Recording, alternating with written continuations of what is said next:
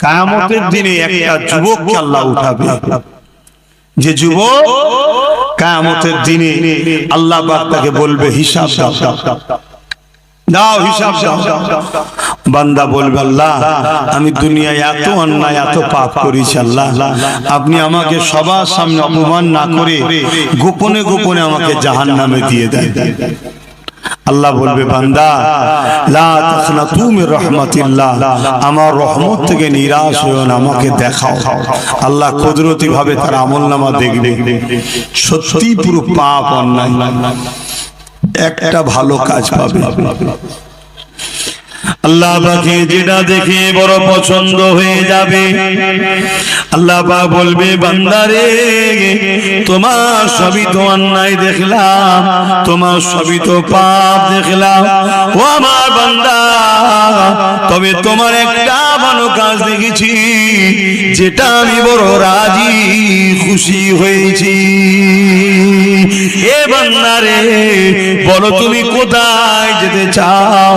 বান্দা এই সময় বলতে লাগবে ও রব্বি আল্লাহ আপনি যদি দয়া করেন আপনার দয়ার বিনিময়ে আমি জান্নাতে যেতে চাই। মনে রাখবেন খুব সুন্দর কথা, আল্লাহ দয়া ছাড়া জান্নাত পাওয়া যায় না। নামাজ হুকুম পড়তে হবে, রোজা হুকুম রাখতে হবে, হজ হুকুম মালদারদের করতে হবে, যাকাত হুকুম মালদারদের দিতে হবে, কিন্তু নামাজ দেখিয়ে রোজা দেখিয়ে হজ দান খায়রাত দেখিয়ে আল্লাহর জান্নাতের আশা করবেন না। কারণ আমাকে যে আল্লাহ এই যে জমিনের উপরে খাওয়াচ্ছে, জমিনের উপরে বাঁচিয়ে রেখেছে, এই যে নিঃশ্বাস টানছি ছাড়ছি, এর ঋণ কখনো শোধ করতে পারবেন না। কিয়ামতের দিনে একটা বান্দাকে আল্লাহ উঠিয়ে জিজ্ঞাসা করবে বান্দারে বলো তুমি কোথায় যেতে চাও? ওই বান্দাকে আল্লাহ 500 বছর হায়াত দিয়েছিল দুনিয়ার জমিনে, ওই বান্দা বলতে লাগবে ও রব্বি আল্লাহ 480 বছরের বেশি ধরে দুনিয়ার জমিনে জ্ঞান বিবেক হওয়ার পর থেকে আপনাকে সিজদা দিয়ে দিয়ে পেট পিঠ পিন করে কোমরকে ধনুক বানিয়ে দিয়েছি এবং রোজা রেখে রেখে পেট পিঠকে সমান করে দিয়েছি। ও রব্বি আল্লাহ জঙ্গলে পাহাড়ে গিয়ে নোনা পানির এলাকাতে ওই জায়গায় গিয়ে আমি আপনার ইবাদত করেছি 480 বছরের বেশি। আজকে দিনে আল্লাহ আপনার কাছে আমি জান্নাত যেতে চাই, জান্নাতে যাব। আল্লাহ পাক ওই সময় বলবে ওরে আমার ফেরেশতারে এই বান্দাকে আমার জাহান্নামটা একটু দেখিয়ে নিয়ে আসো। 500 বছর হায়াত, 480 বছর প্লাসে ইবাদত করেছে আল্লাহ, সেজদা দিয়ে দিয়ে নিজের পিঠকে ধনুকের ন্যায় করে ফেলেছে, রোজা রেখে রেখে পেট পিঠ সমান করে ফেলেছে, এত আল্লাহর ইবাদত বান্দেগি করেছে। লোকালয় ছেড়ে গিয়ে পাহাড় জঙ্গলে ছিল। সেই বান্দাকে আল্লাহ ফেরেশতা বলবে, আল্লাহ বলবে ফেরেশতা একে তোমার জাহান্নাম ঘুরিয়ে নিয়ে আস, দেখিয়ে নিয়ে আস। আল্লাহর ফেরেশতারা তাকে নিয়ে যাবে, যেতে যেতে পথের মধ্যে এক জায়গাতে এমন সময় পিপাসা লেগে যাবে, কেননা জাহান্নামের তাপ আসতে লেগেছে, পিপাসা লেগে যাবে, এত পিপাসা লেগে যাবে। ওই সময় ফেরেশতাদেরকে বান্দা বলতে লাগবে ও আল্লাহ পাকে ফেরেশতারে আমাকে বড় পিপাসা লেগেছে, আমাকে পানি পান করো। ওই সময় ফেরেশতারা বলবে তোমরা দুনিয়ার বান্দা ছিলে, এখন পরকালে এসেছো, কোন জিনিস কি বিনিময় ছাড়া হয়? তোমাকে যে আমি পানি দেব বিনিময়ে তুমি কি দেবে? তোমার তো কিছুই নাই। ওই সময় ফেরেশতারাই স্মরণ করিয়ে দেবে হ্যাঁ তোমার অনেক নেক আমল রয়েছে, যদি আমল গুলো আমাকে দিয়ে দাও তাহলে তোমাকে আমি পানি পান করাবো। ভাইরা মন দিয়ে শোনেন, বাপেরা মন দিয়ে শোনে, মা বোনেরা মন দিয়ে শোনে, দুনিয়ার হাওয়া গায়ে লাগছে, আখিরাত কত কঠিন জায়গা বুঝতে পারছি না, কবর কত কঠিন জায়গা বুঝতে পারছি না। এই সময় তুই বান্দা এত পিপাসা লাগবে, সে বেখিয়াল হয়ে যাবে, সমস্ত আমলকে দিয়ে দিয়ে এক পাত্র গিলাস পানি পান করার পরে তার মধ্যে তৃপ্তি হবে। ওই সময় আওয়াজ দেবেন, আল্লাহ আমার ফেরেশতারে ওই বান্দাকে নিয়ে চলে আসো, যে জায়গাতে পানির পিপাসা লেগেছে ওখান থেকে জাহান্নাম আরো হাজার হাজার বছরের রাস্তা এখনো রয়েছে। ভাইরা আমার, এই পিপাসা এত দূর থেকে জাহান্নামের তাপে লাগবে, সমস্ত আমলের বিনিময়ে এক গিলাস পানি সে খরিদ করে ওই পানি পান করবে। আল্লাহ দরবারে ফিরিয়ে নিয়ে আসা হবে। আল্লাহ পাক আবার জিজ্ঞাসা করবে, ওরে আমার বান্দা তুমি কোথায় যেতে চাও? বান্দা আবার বলবে, আল্লাহ 480 বছর পরে আপনার ইবাদত বندگی করেছে, আপনি আমাকে 500 বছর হায়াত দিয়েছিলেন, জ্ঞান বিবেক বুদ্ধি যখনই হয়েছে সিজদায় পড়ে পড়ে পড়ে পড়ে পিঠকে ধনু বানিয়ে দিয়েছি, রোজা রেখে রেখে আমি এমন করে পিঠকে সমান করে দিয়েছি। আল্লাহ পাক এই আমলের বিনিময়ে আমি জান্নাতে যেতে চাই। আমার আল্লাহ বলবে, বান্দারে তোমার আমল তো এখন আর নেই, এক গিলাস পানির বিনিময়ে তোমার আমল তো তুমি ফেরেশতাদের দিয়ে দিয়েছো। বান্দা মাথা হেঁট হয়ে যাবে। আল্লাহ বলবে, বান্দা মাথা তোলো, বলো কোথায় যাবে? বান্দার জবানের বল বন্ধ হয়ে যাবে, চোখ দিয়ে পানি বেরোতে লাগবে, হায় আমি কি করলাম।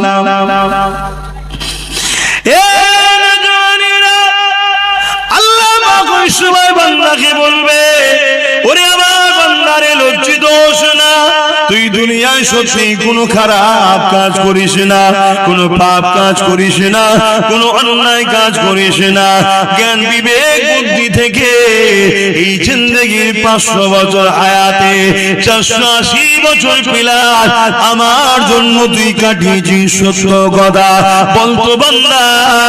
ওই নুনা পানি পাহাড় এলাকায় তোকে ঠান্ডা পানি সেই রক্তে ইফতারের রক্তে খেয়ে দিত, বান্দা বলতো দেখে ওই পাহাড়ি নুনা এলাকাতে কে তোর জন্য আঙ্গুরের গাছ তৈরি করে দিয়েছিল, যেখান থেকে মিঠা আঙ্গুর হতো তুই খেতে, কে তোর জন্য এই জায়গায় ইফতারের সময় নানা রকম ফলমূল তৈরি করে দিত। ওই সময় বান্দা লজ্জিত হয়ে চোখের পানি ফেলে বলবে, হে আল্লাহ আপনি খাওয়াতে বান্দারে তোকে কে সুস্থ রেখেছিল? বান্দা বলবে, আল্লাহ আপনি রেখেছিলেন। বান্দারে তোকে সিজদা দিবার ক্ষমতা কে দিয়েছিল? বান্দা বলবে, আপনি দিয়েছিলেন। বান্দারে কে তোকে ওখানে সুস্থ রেখে ভালো রেখে ওই ঠান্ডা নহরের পানি দিয়েছিল? বান্দা বলবে, আল্লাহ আপনি দিয়েছিলেন। এ বান্দা তাহলে বল আমার এই ঋণগুলো কি দিয়ে শোধ করবে? এখন তো আমল সব দিয়ে দিয়েছি, এবারে ঋণ কি করে শোধ করবে? বান্দা বড় লজ্জিত হয়ে গিয়ে বলবে, আল্লাহ আপনি আমাকে ক্ষমা করে দিন। আল্লাহ আল্লাহ আমি বড় অন্যায় ভুল করেছি, আল্লাহ আমি বুঝতে পেরে গেছি আমি জান্নাত যাব, কিন্তু আপনার দয়া ছাড়া জান্নাত যেতে পারি না। এ যুবকেরা তরুণীরা, আল্লাহ পাকের দয়া তো বড়, সাবাকাত রাহমাতি আলা গাযাবি, আল্লাহ রহমত ও গজবের প্রতিযোগিতায় আমার আল্লাহর রহমত প্রতিবারে ফাস্ট হয়ে যায়।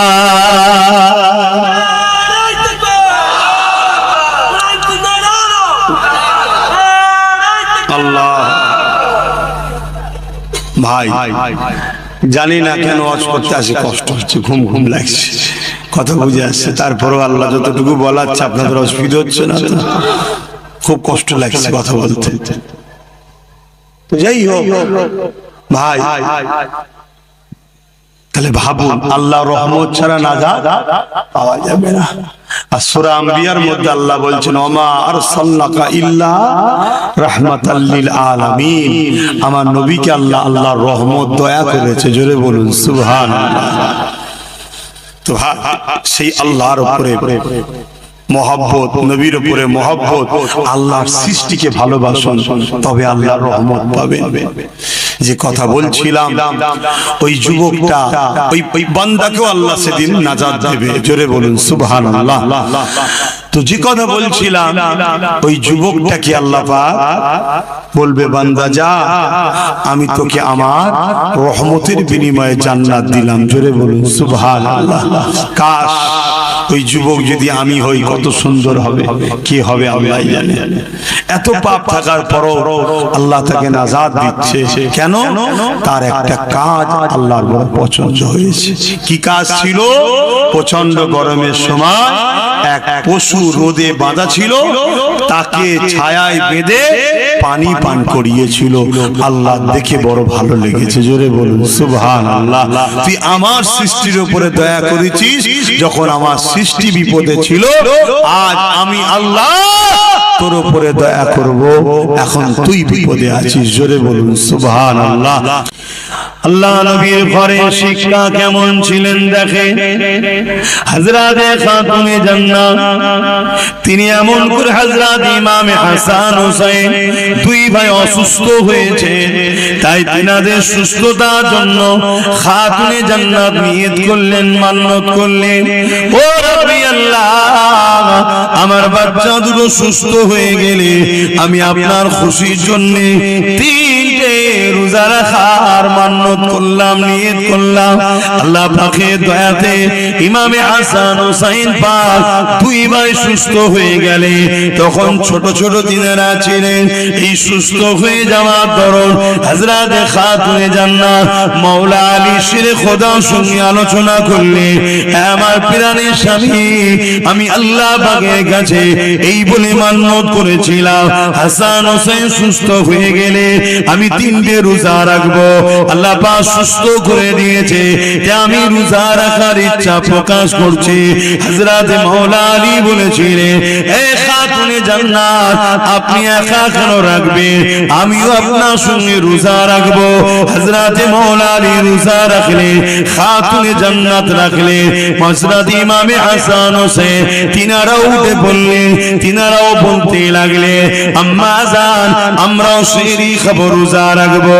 এ যুবকেরা, ঘরে একটা কাজের মানুষ ছিল, যার নাম হলো ফিজ্জা, তিনিও বললেন, আম্মা আমাকে ইজাজত দেয়া হোক, আমিও নফল রোজা রাখবো। চারজন পাঁচজন হয়ে গেল রোজা রাখা, সেহরি খেতে লেগেছে। কি সেহরি খাচ্ছে? এ যুবকেরা, বাপেরা মন দিয়ে শোনো গো, ঘরে কিছুই নাই, পানি দিয়ে সেহরি করা হচ্ছে, শুধু পানি। দোনো জাহানের সুলতানের বেটির ঘরের কথা বলছি, শুধু পানি। বাবেরা, নওজওয়ানেরা, তরুণেরা, এই সময়তে মাওলা আলী সকাল হয়ে যায়। হুজুর আমার কাজে খোঁজে বেরিয়ে গেলে, কেননা ইফতারে যদি কিছু পাওয়া যায়, এর জন্য তিনি কাজে বেরিয়ে গেলে। খাজুরের বাগানে পানি দেওয়ার কাজ করতে লাগলে, এতে সামান্য কিছু আল্লাহ মিলালে, তা থেকে জবের একটা রুটি এবং কিছু খাজুর কিনে নিয়ে এলে। যখন ইফতার সাজানো হয়ে গেছে, আজানের অপেক্ষা রয়েছে, ইফতার করবে, হঠাৎ করে দরজার গোড়ায় এক অচেনা মুসাফির আওয়াজ দিয়ে বলতে লাগলো, এ খাতুনে জান্নাত, এ নবীর কলিজা টুকরি ফাতেমা, এ আহলে রাসূলরা, আমি বড় ক্ষুধার্ত রয়েছে, কয়েকদিন আমার খাওয়া হয়নি, নবীর ঘর থেকে আমরা ফিরে যাব, আহলে রাসূলের ঘর থেকে খালি হাতে ফিরে যাব, এটা হতে পারে না, এ আমাকে কিছু দেন। হযরতে খাতুনে জান্নাত দেখলো ইফতারটা এত সামান্য রয়েছে, ওই মানুষটাকে সব যদি না দেয়া যায়, একটা মানুষের পেটও ভরবে না। তাই খাতুনে জান্নাত ওই ইফতারের পাত্রটাকে নিয়ে হযরতে মাওলা আলীর স্বামীকে দিয়ে দিলে, যার এই মুসাফিরটাকে দিয়ে দেন, ওই গরীব ক্ষুধার্তটাকে দিয়ে দেন। হযরতে খাতুনে জান্নাতের কথা শুনে মাওলা আলী বলল, না, আমার বাচ্চা দুটো রোজা রেখে আছে, তারা ইফতার কি করবে, তুমি আমি না হয় বড় মানুষ নাই করলা? দুটো ছোট্ট ছোট্ট বাচ্চা, তারা রোজা রেখে সারাদিন রয়েছে, সেহরিতে পানি খেয়েছে, তারা কি ইফতার করবে? একবার মাওলা আলী বলল না। মাওলা আলী ইফতারের থালিটা নিয়ে গিয়ে, পাত্রটা নিয়ে গিয়ে ওই মুসাফিরটাকে দিয়ে দিল। মুসাফির চলে গেল, মান্যতে রোজা ছিল। পরের দিন আবার সেহরিতে খাতুনে জান্নাত উঠলো, মাওলা আলীও উঠলো, ইমামে হাসান হোসেন উঠলো, ওই ফিজ্জা নামের কাজের মানুষটা উঠলো। 5 জনায় আবার সেহরিতে পানি খেলে, আবার রোজা নিয়ত করে নিলে। আবার মাওলা আলী দিনের বেলা কাজের জন্য বেরিয়ে গেলে, আবার সামান্য কিছু অর্থ মিলল, তা থেকে আবার কিছু জবের আটা, রুটি আর কিছু খাজুর কিনে নিয়ে এসে ইফতারির জন্য তৈরি হতে লাগলো। আজানের অপেক্ষায় রয়েছে। দ্বিতীয় দিনে সে ইফতারেতে হঠাৎ করে দরজার গোড়ায় আবার প্রথম দিনের না একজন মুসাফির এসে সালাম দিয়ে আওয়াজ দিলে, হে হালে রাসূলরা, আমি বড় ক্ষুধার্ত রয়েছি, আমাকে কিছু খেতে দেন, আমাকে ফিরিয়ে দেবেন না? হযরত খাতুনে জান্নাত প্রথম দিন স্বামীর হাতে তুলে দিয়েছিল। মায়ের নকশা কদমে চলে বাচ্চারা, এই জন্য বলা হয় বাচ্চাদের প্রথম শিক্ষিকা হলো মা। তাই হযরত ইমাম হোসেন পাক উঠে দাঁড়িয়ে গেলেন, ওই ইফতারের পাত্রটা নিলেন, সোজা গিয়ে ওই মুসাফিরের হাতে দিয়ে ঘরে এসে বসে পড়লেন। যে আজান দিল, পানি দিয়ে ইফতারটা করে নিল। এই যুবকেরা, তরুণেরা, দ্বিতীয় দুটো রোজা রাখা হয়ে গেল। তৃতীয় দিনে সেহরিতে আবার খাতুনে জান্নাত উঠলো, মাওলা আলী উঠলো, ইমাম হাসান হোসেন উঠলো, ফিজ্জা নামে মানুষটা উঠলো, ফিজ্জা নামে কাজের মহিলাটা উঠলো। এমন করে সেহরিতে আবার পানি খেলেন, রোজার নিয়ত করে নিলেন। 3 দিনের দিনে মাওলা আলী তিনি আবার কাজে বেরোলেন। একভাবে পানি ছাড়া অন্য কিছু যার পেটে পড়েনি জিনার, তিনি বড় দুর্বল হয়ে গেলেন। 3 দিনে তিনি বড় কষ্ট করে কাজ করে সামান্য কিছু আবার অর্থ পেলে, তা দ্বারা জবের আটা, রুটি আবার খাজুর নিয়ে ঘরে ফিরলেন। 3 দিনের দিনে শরীর চলছে না। হে আমার নওজওয়ানেরা, নিজের দিকে তাকাও আর নবীর বংশের দিকে তাকাও। খানদানে রাসূল, আওলাদে রাসূল, নবীর কলিজা টুকরি খাতুনে জান্নাতের দিকে দেখো, ইমাম হাসান হোসেনের দিকে দেখো, মাওলা আলীর দিকে দেখো। পুরো কায়নাত জান্নাতের জন্য তৈরি হয়েছে, সেই ইমাম হাসান হোসেনের দিকে দেখো। তাদের জিন্দেগিটা কেমন ছিল আর আমার তোমার জিন্দেগি কেমন হচ্ছে? এত আল্লাহ শান্তি দিয়েছে, তাও আমরা ইসলাম থেকে দূরে সরে যাচ্ছি। আল্লাহ ছাড় দিয়েছে, ছেড়ে দেয়নি আমাদেরকে, ধরবে। এ নওজওয়ানেরা, 3 দিনের দিনও আগে 2 দিনের মতো যখন ইফতার হয়ে গেছে, এক মুসাফির জিনা এসে আওয়াজ দিতে লাগলেন, হে আহলে রাসূলরা, বড় ক্ষুধার্ত রয়েছি, কিছু দেন, ফিরিয়ে দেবেন না? প্রথম দিনে খাতুনে জান্নাত মাওলা আলীর হাতে দিয়ে পাঠিয়েছিল। দ্বিতীয় দিনে ইমাম হোসেন হাসান পাক নিজে আগিয়ে চলে গেছে। তৃতীয় দিনে ইমাম হোসেন পাক ছোট ভাই তিনি উঠে দাঁড়িয়ে গেলে, ইফতারের পাত্রটা নিয়ে আগিয়ে গিয়ে মুসাফিরকে দিয়ে পানি পান করে ইফতারটা করে নিলে। এ যুবকেরা, তরুণেরা, বাপেরা, আল্লাহ রাসূল ঘরে চলে এলেন ইশারাতে, এসে বলতে লেগেছে, মারে কি এমন কাজ তোমরা করেছো যার জন্য আল্লাহ বড় খুশি হয়ে গেছে? খাতুনে জান্নাত শুনিয়ে দিলেন। আল্লাহ নবী চোখ দিয়ে পানি বেরোতে লাগলো যে আমার পেটি দুনিয়ায় কি হালে রয়েছে, ইমাম হাসান হোসেন কি হালে রয়েছে, আমার জামাই মাওলা আলী কি হালে রয়েছে। কিন্তু নবী আমার ওখানেও হাত তুলে দোয়া চেয়ে বলেন, আল্লাহ আমার বেটির সংসারে তুমি রুজির বরকত দাও, আমার হাসান হোসেনের সংসারে বরকত দাও।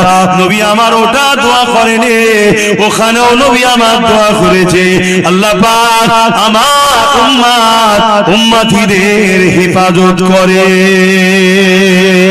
আরো জোরে বলুন সুবহান। আজকে সেই উম্মত আমরা কি করছি বলুন? বললেই তো আব্বাস সিদ্দিকীকে সমালোচনা করছে, গালি দিচ্ছে, ফোনে হুমকি দিচ্ছে, কাঁচা কাঁচা গাল দিচ্ছে বাপ মা তুলে। কেন? আর ইসলাম মিটে যাচ্ছে, কথা বলছি তাই। ইসলাম মিটে যাচ্ছে, কথা বলছি তাই। ভাবুন, আল্লাহ কিন্তু ছাড়বে না। কত কষ্ট করে তারা এই দিনের জন্য সব কিছু কুরবান করেছে। আর আজকে আমরা আরাম আয়েশের জিন্দেগি কাটিয়ে ইসলামকে ক্ষতি নিজেরাই করছি। আল্লাহ ছেড়ে দেবে না, এখনো সময় আছে, তওবা করেন, পরিবর্তন হন, ভাবেন গরিবকে কিভাবে ভালোবাসতে হয়। দেখুন আরো একটা নিকের কথা, আম্মা জান, অসুবিধা হচ্ছে না তো ভাই? আপনাদের অসুবিধা হচ্ছে না তো? কেন আমার পরে তারপরে নামাজ হবে বললো তো?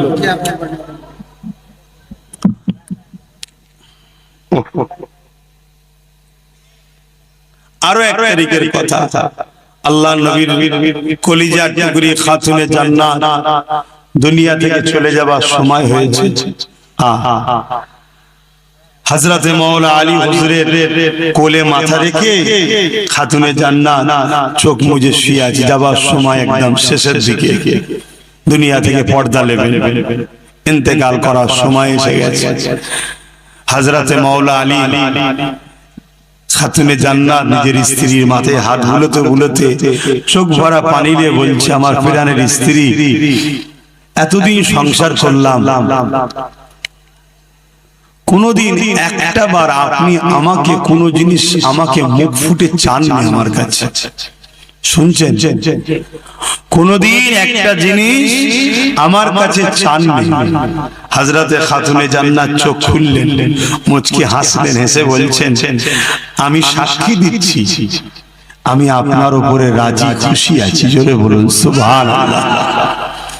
পৃথিবীতে তো ওই স্বামীটাই, ওই পুরুষটাই তো শ্রেষ্ঠ যাকে তার স্ত্রী বলবে আপনার উপরে আমি খুশি, আপনি ভালো। কথা বুঝে আসছে? তা আপনি কেন চিন্তা করছেন? আমি আপনার উপরে রাজি আছি। কিন্তু মাওলা আলী শেরে খোদা বলছে, আমার দিল চাইছে একটা তো কিছু বলো, কিছু তো একটা চাও যেটা আমি তোমার জন্য এনে দেব।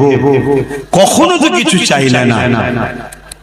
হযরতে খাতুনে জান্নাত বলে, যখন আপনি এতই করে বলছেন, জান একটা আপেল কিনে নিয়ে আসেন, একটা সেফ নিয়ে আসেন, আমি এটা আপনার কাছে চাইলাম জান।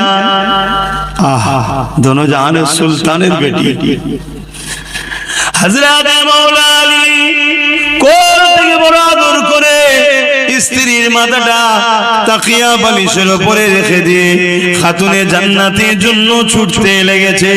হযরতে আলী চোখে পানি, এ পানি বড় আনন্দের পানি। আজ আমার কাছে ফাতেমা কিছু চেয়েছে, তাই বাজারে গেছে, এত অল্প পয়সা ছিল, একটা পিসি শুধু আপেল হয়েছে, ওই আপেলটা কিনে নিয়ে ঘরে ফিরে আসছে। রাস্তায় একটা ক্ষুধার্ত ব্যক্তি মুসাফির হাত দিয়েছে, হে হযরত আলী, হে নবীর জামাতা, হে আলে রাসূল, আমি বড় ক্ষুধার্ত, তোমার হাতের আপেলটা আমাকে দাও, আমার বড় খিদা লেগেছে, আমাকে ওটা দাও।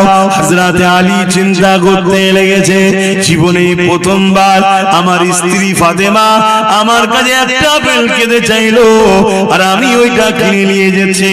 এত সামান্য পয়সা দ্বিতীয় কিনারও নাই, যদি মুসাফিরটাকে দিয়ে দিই, এই গরীব ক্ষুধার্তটাকে দিয়ে দিই, আমার স্ত্রী জীবনে চাইলে চলে যাওয়ার সময় তিনার নজদিকে এসেছে।